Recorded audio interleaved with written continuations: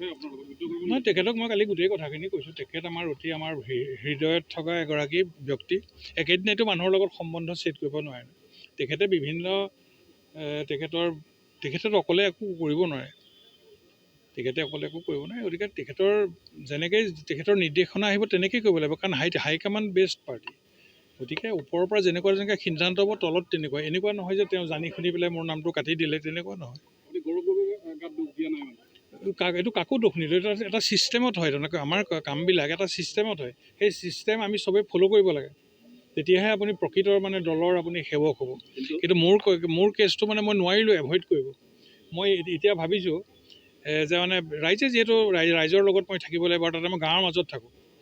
যিখিনি মহিলা তেওঁলোক গৈছে, মোৰ ঘৰৰ ওচৰৰ মহিলাকে তেওঁলোকে কৈছে যে আজি যদি দাদা হয় আমি আপোনাৰ ঘৰলৈ তেখেতে আমাৰ চৰকাৰখনৰ সৈতে নিজৰ সমষ্টিৰ উন্নয়নৰ বাবে বহু কাম কৰিছে। মইতো ক'লোঁ না, মই ইলেকশ্যন খেলা নাই, ৰাইজে ইলেকশ্যন মিলিছে। মোক এজনটো লাগিব, ৰাইজৰ এইবিলাক নাজানো আৰু মই একো নকওঁ, মই ভোট দিবলৈ